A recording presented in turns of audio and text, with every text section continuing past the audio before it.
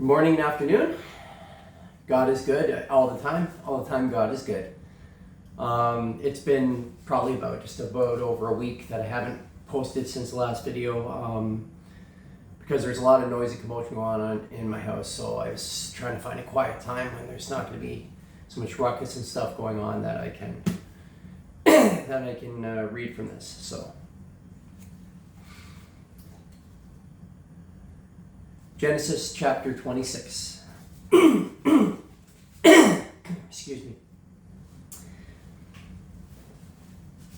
God's covenant with Isaac.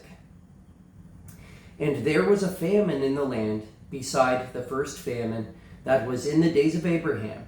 And Isaac went up unto Abimelech, king of the Philistines, unto Gerar. And the Lord appeared unto him, and said, Go not down into Egypt, dwell in the land which I shall tell thee of. Sojourn in this land, and I will be with thee, and will bless thee. For unto thee and unto thy seed I will give all these countries, and I will perform the oath which I swear unto Abraham thy father. And I will make thy seed to multiply as the stars of heaven, and will give unto thy seed all these countries, and in thy seed shall all the nations of the earth be blessed. Because that Abraham obeyed my voice and kept my charge, my commandments, my statutes, and my laws. And Isaac dwelt in Gerar, and the men of the place asked him of his wife, and he said, She is my sister, for he feared to say, She is my wife. Lest, said he, the men of the place should kill me for Rebekah, because she was fair to look upon. And it came to pass, when he had been there a long time, that Abimelech, king of the Philistines, looked out at a window and saw, and behold, Isaac was sporting with Rebekah his wife. Sporting means like he was caressing or showing love to his wife, not making love, but showing love to her, like caressing or whatever. So like, not in a way that a brother would be with his sister. And Abimelech called Isaac and said, Behold of a surety, she is thy wife. And how saidst thou, She is my sister? And Isaac said unto him, Because I said, Lest I die for her. And Abimelech said, What is this that thou hast done unto us? One of the people might lightly have lain with thy wife, and thou shouldest have brought guiltiness upon us. And Abimelech charged all his people, saying, He that toucheth this man or his wife shall surely be put to death. Then Isaac sowed in that land, and received in the same year an hundredfold, and the Lord blessed him. And the man waxed great, and went forward, and grew until he became very great. For he had possessions of flocks, and possessions of herds, and great store of servants, and the Philistines envied him. For all the wells which his father's servants had digged in the days of Abraham his father, the Philistines had stopped them, and filled them with earth. And Abimelech said unto Isaac, Go from us, for thou art much mightier than we. And Isaac departed thence, and pitched his tent in the valley of Gerar, and dwelt there. And Isaac digged again the wells of water, which they had digged in the days of Abraham his father, for the Philistines had stopped them after the death of Abraham. And he called their names after the names by which his father had called them. And Isaac's servants digged in the valley, and found there a well of springing water. And the herdmen of Gerar did strive with Isaac's herdmen, saying, The water is ours. And he called the name of the well Esek, because they strove with him. And they digged another well, and strove for that also. And he called the name of it Sitnah. And he removed from thence, and digged another well, and for that they strove not. And he called the name of it Rehoboth. And he said, For now the Lord hath made room for us, and we shall be fruitful in the land. And he went up from thence to Beersheba, and the Lord appeared unto him the same night, and said, I am the God of Abraham thy father. Fear not, for I am with thee, and will bless thee, and multiply thy seed for my servant Abraham's sake. And he builded an altar there, and called upon the name of the Lord, and pitched his tent there, and there Isaac's servants digged a well. Then Abimelech went to him from Gerar, and Ahuzeth, one of his friends, and Phicol, the chief captain of his army. And Isaac said unto them, Wherefore come ye to me, seeing ye hate me, and have sent me away from you? So once again, wherefore, can mean for this reason or why, depending on the context. In this sense, like, for what reason or why, have you come to talk to me, seeing as you do not like me, or you hate me? And they said, We saw certainly that the Lord was with thee, and we said, Let there now be an oath betwixt us, even betwixt us and thee. Betwixt just means between. And let us make a covenant with thee, that thou wilt do us no harm, no hurt, as we have not touched thee, and as we have done unto thee nothing but good, and have sent thee away in peace. Thou art now the blessed of the Lord. And he made a feast, and they did eat and drink, and they rose up betimes in the morning, and sware one to another. And Isaac sent them away, and they departed from him in peace. And it came to pass the same day that Isaac's servants came, and told him concerning the well which they had digged, and said unto him, We have found water. And he called it Sheba. Therefore the name of the city is Beersheba unto this day. And Esau was 40 years old when he took to wife Judith, the daughter of Beeri the Hittite, and Bashemath, the daughter of Elon the Hittite.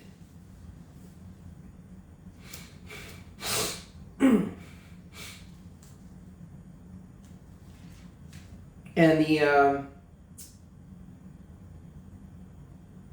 the name Beersheba, Sheba means oath of or seven, and Beersheba means well of the oath or well of the seven. It's kind of neat.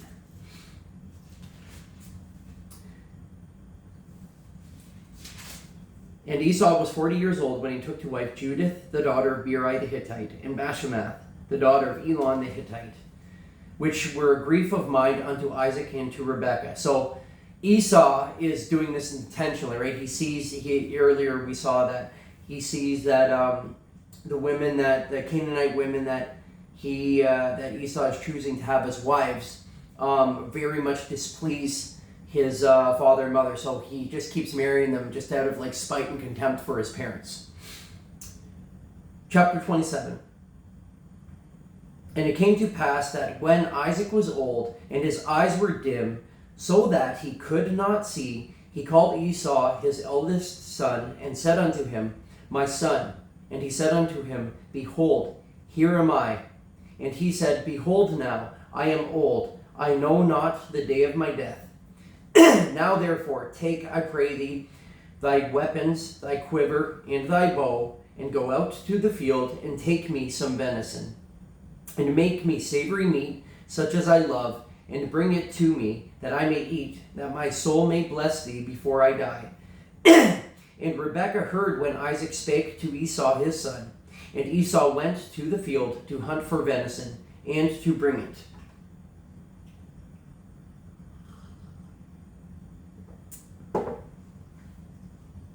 And Rebekah spake unto Jacob her son, saying, Behold, I heard thy father speak unto Esau thy brother, saying, Bring me venison, and make me savory meat, that I may eat and bless thee before the Lord before my death. Now therefore, my son, obey my voice according to that which I command thee. Go now to the flock, and fetch me from thence 2 good kids of the goats, and I will make them savory meat for thy father, such as he loveth. And thou shalt bring it to thy father, that he may eat, and that he may bless thee before his death. And Jacob said to Rebekah his mother, Behold, Esau my brother is a hairy man, and I am a smooth man. My father peradventure, or perhaps, right? Peradventure means perhaps. So my father peradventure will feel me, and I shall seem to him as a deceiver, and I shall bring a curse upon me, and not a blessing. And his mother said unto him, Upon me be thy curse, my son. Only obey my voice, and go fetch me them. And he went and fetched and brought them to his mother, and his mother made savory meat, such as his father loved. And Rebekah took goodly raiment of her eldest son Esau, which were with her in the house, and put them upon Jacob her younger son. And she put the skins of the kids of the goats upon his hands, and upon the smooth of his neck. And she gave the savory meat and the bread, which she had prepared, into the hand of her son Jacob. And he came unto his father, and said, Father, my father. And he said, Here am I. Who art thou, my son?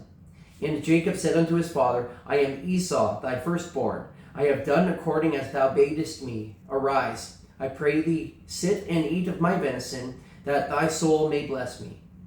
And Isaac said unto his son, How is it that thou hast found it so quickly, my son? And he said, Because the Lord thy God brought it to me. And Isaac said unto Jacob, Come near, I pray thee, that I may feel thee, my son, whether thou be my very son Esau or not. And Jacob went near unto Isaac his father, and he felt him, and said, The voice is Jacob's voice, but the hands are the hands of Esau. And he discerned him not, because his hands were hairy, as his brother Esau's hands. So he blessed him. And he said, Art thou my very son Esau? And he said, I am. And he said, Bring it near to me, and I will eat of my son's venison, that my soul may bless thee. And he brought it near to him, and he did eat. And he brought him wine, and he drank. And his father Isaac said unto him, Come near now, and kiss me, my son. And he came near and kissed him, and he smelled the smell of his raiment, and blessed him, and said, See, the smell of my son is as the smell of a field, which the Lord hath blessed.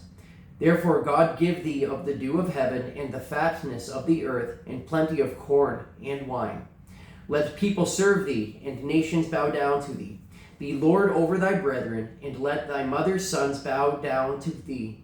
Cursed be everyone that curseth thee, and blessed be he that blesseth thee.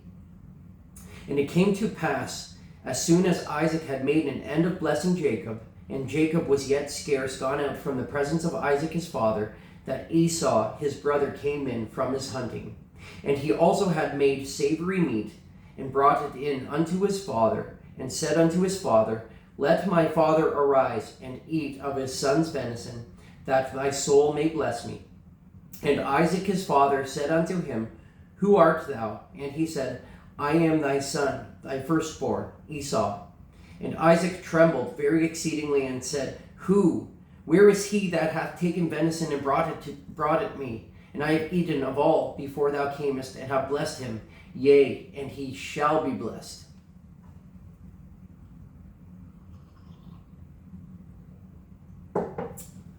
And when Esau heard the words of his father, he cried with a great and exceeding bitter cry, and said unto his father, Bless me, even me also, O my father. And he said, Thy brother came with subtlety, means deceptively, right? And hath taken away thy blessing. And he said, Is not he rightly named Jacob? For he hath supplanted me these 2 times. He took away my birthright, and behold, now he hath taken away my blessing. And he said, Hast thou not reserved a blessing for me? Now, Jacob did do some deceptive stuff to Esau, but Esau, where he's blaming Jacob for, here he says he's taking his birthright. Esau gave that away. He gave it to him for some stew, sold his birthright. So he's not taking responsibility, he's just blaming him. But you go all the way back to the Garden of Eden. Adam blamed Eve. Eve blamed the serpent.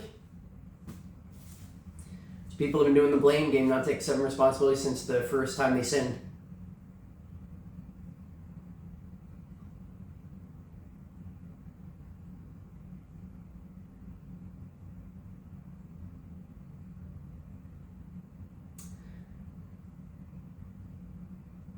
And he said, Is not he rightly named Jacob? For he hath supplanted me these 2 times. He took away my birthright, and behold, now he hath taken away my blessing. And he said, Hast thou not reserved a blessing for me? And Isaac answered and said unto Esau, Behold, I have made him thy lord, and all his brethren have I given to him for servants. And with corn and wine have I sustained him. And what shall I do now unto thee, my son? And Esau said unto his father, Hast thou but one blessing, my father? Bless me, even me also, O my father. And Esau lifted up his voice and wept. Excuse me.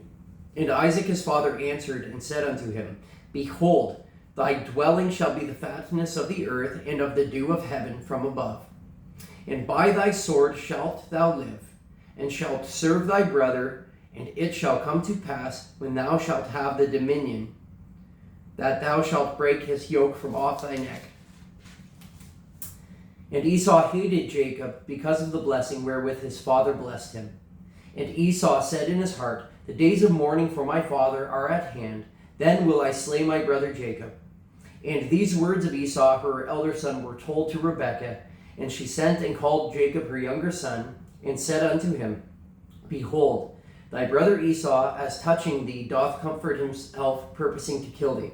So as touching thee means as concerning, right? So,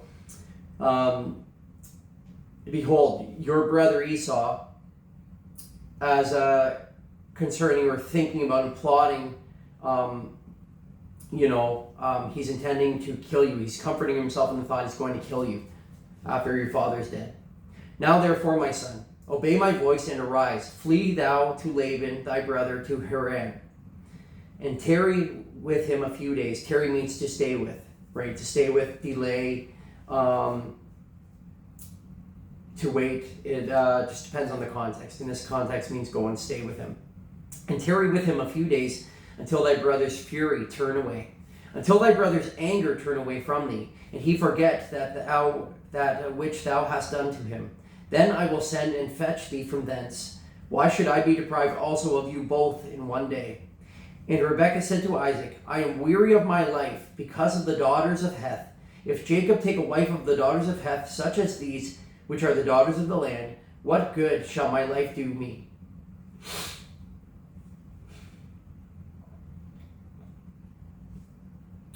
Chapter 28.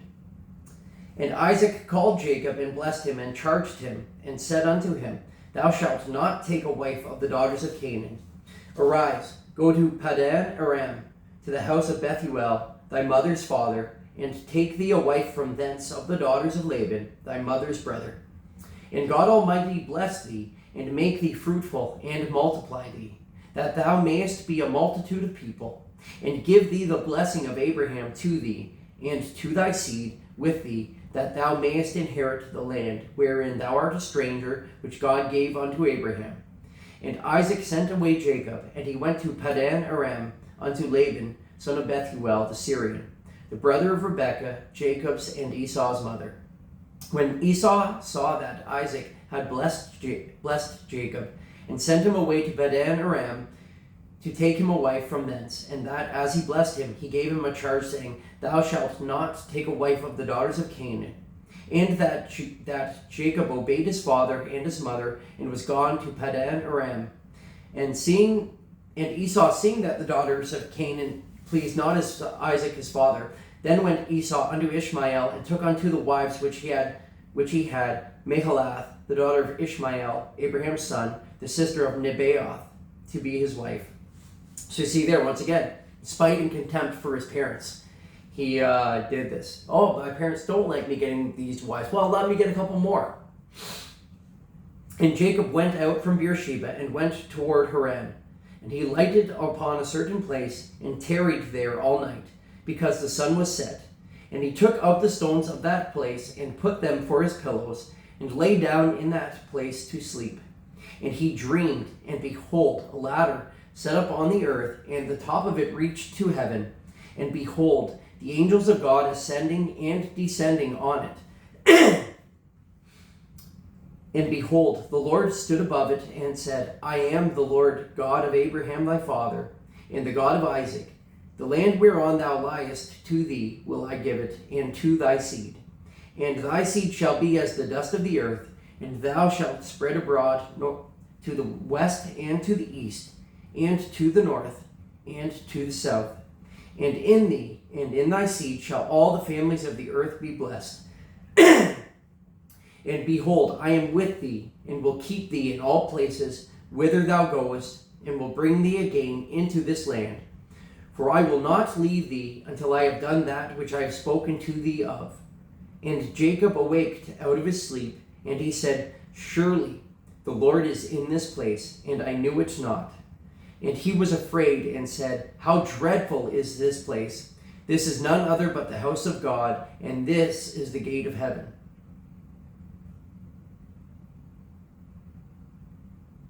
So dreadful means, in this sense, it's not dreadful as in dreading something, it's how awesome, right? How awesome is this place? And Jacob rose up early in the morning and took the stone that he had put for his pillows and set it up for a pillar and poured oil upon the top of it. And he called the name of that place Beth-el, but the name of that city was called Luz at the first. Beth-el stands for, means house of God.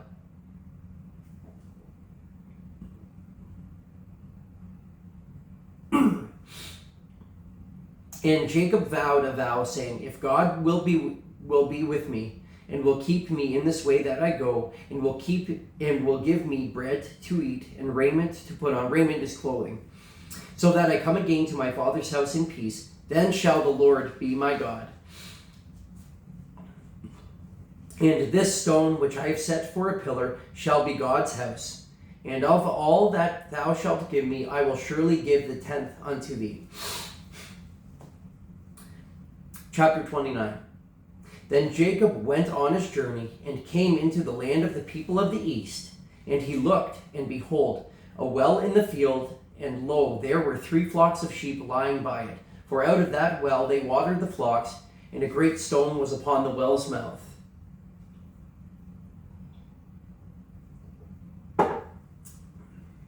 And thither were all the flocks gathered. Thither means there, right? There were all the flocks gathered.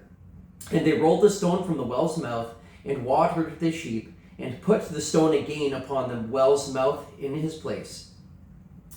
And Jacob said unto them, My brethren, whence be ye? And they said, Of Haran are we. So basically, whence be ye means where are you from? Or where have you come from?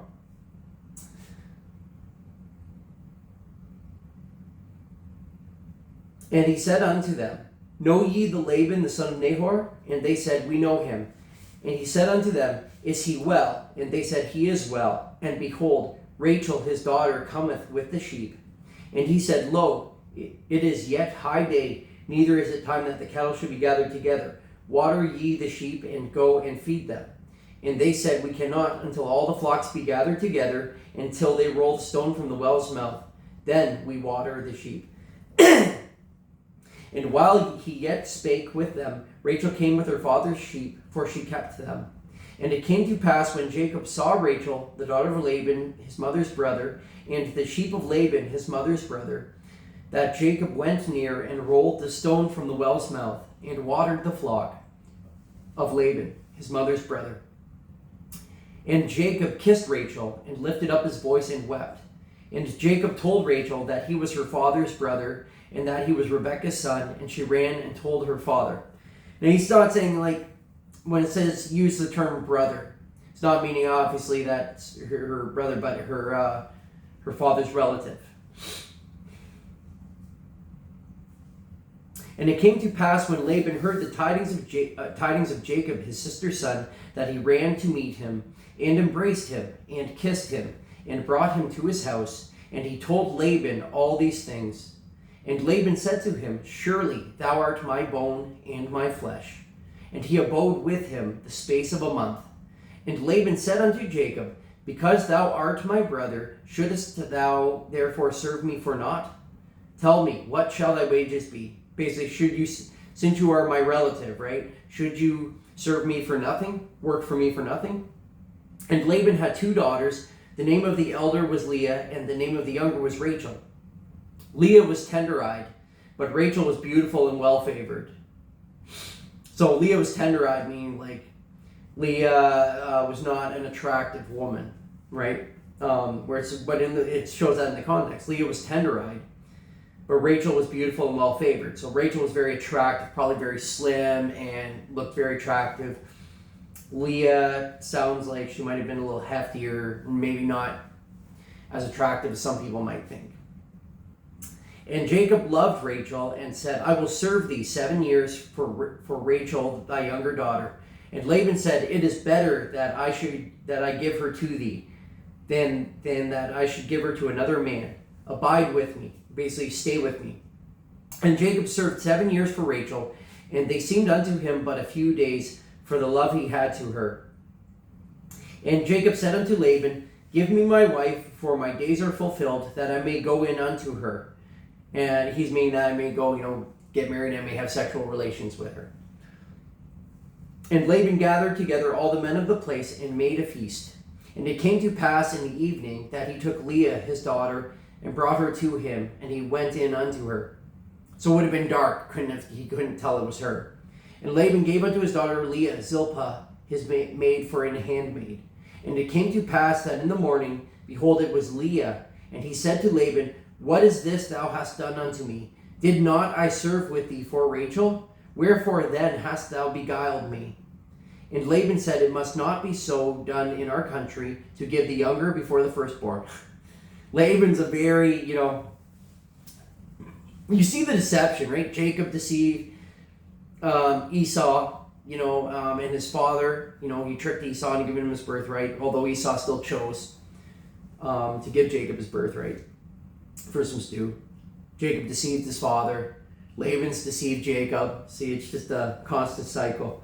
It just shows you the sinful nature that all of us have, right?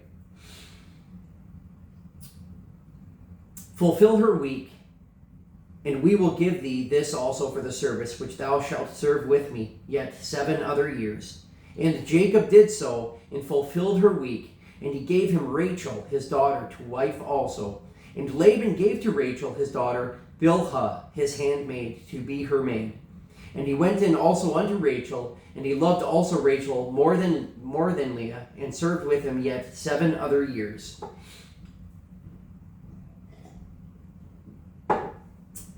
And when the Lord saw that Leah was hated means not loved, right? Jacob didn't have contempt or hatred for Leah. He just didn't love her like he should. And when the Lord saw that Leah was hated, he opened her womb, but Rachel was barren. So basically, God allowed Leah to conceive and to be able to bear children, and he kept Rachel's womb closed. As kind of like a punishment in a sense, or because Jacob was showing favoritism. He should never have been loving Rachel more than Leah. Even though he was deceived, he should have been loving Leah, same as Rachel. Should have only had one wife, though. And Leah conceived and bare a son, and she called his name Reuben. For she said, surely the Lord hath looked upon my affliction. Now therefore my husband will love me. And she conceived again and bare a son, and said, because the Lord hath heard that I was hated, he hath therefore given me this son also. And she called his name Simeon. And she conceived again and bare a son, and said, now this time will my husband be joined unto me, because I have borne him 3 sons. Therefore was his name called Levi. Excuse me, sorry. And she conceived again and bare a son, and she said, now will I praise the Lord. Therefore she called his name Judah, and left bearing, means she stopped having children. And when Rachel saw, chapter 30, and when Rachel saw that she bare Jacob no children, Rachel envied her sister, and said unto Jacob, give me children, or else I die. And Jacob's anger was kindled against Rachel, and he said, am I in God's stead, who hath withheld from thee the fruit of the womb? And she said, behold, my maid Bilhah, go in unto her, and she shall bear upon my knees, that I may also have children by her. And she gave him Bilhah, her handmaid, to wife. And Jacob went in unto her. And Bilhah conceived, and gave Jacob a son. And Rachel said, God hath judged me, and hath also heard my voice, and hath given me a son. Therefore called she his name Dan. See, when she says God hath heard her, This wasn't God's doing. This was Rachel acting, doing this herself, right? So this was an act of sin. This wasn't of God. In Bilhah, Rachel's maid conceived again and bare Jacob a second son. And Rachel said, with great wrestlings have I wrestled with my sister, and I have prevailed. And she called his name Naphtali. When Leah saw that she had left bearing, she took Zilpah, her maid, and gave her Jacob to wife. And Zilpah, Leah's maid, bare Jacob a son. And Leah said, a troop cometh, and she called his name Gad. And Zilpah, Leah's maid, bare Jacob a second son. And Leah said, happy am I, for the daughters will call me blessed. And she called his name Asher. Man, you know what? Can you imagine trying to be married to one woman? One woman's hard to keep happy. Imagine 4. And Reuben went in the days of wheat harvest and found mandrakes in the field and brought them unto his mother Leah.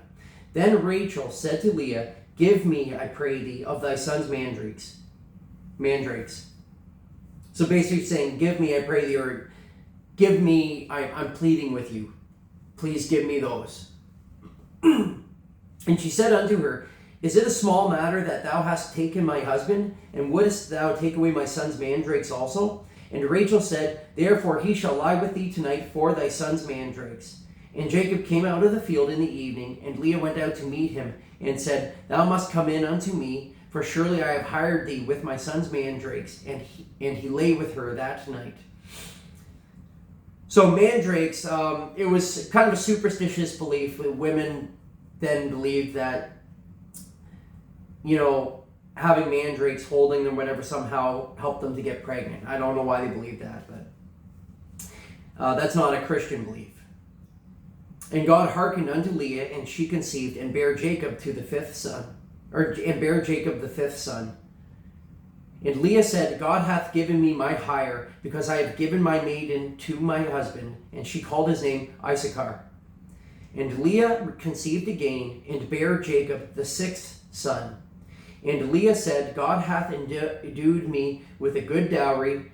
Now will my husband dwell with me, because I have borne him 6 sons. And she called his name Zebulun. And afterwards she bare a daughter, and called her name Dinah. And God remembered Rachel, and God hearkened to her, and opened her womb. And she conceived, and bare a son, and said, God hath taken away my reproach. And she called his name Joseph, and said, the Lord shall add to me another son. And it came to pass, when Rachel had borne Joseph, that Jacob said unto Laban, send me away, that I may go unto mine own place, and to my country.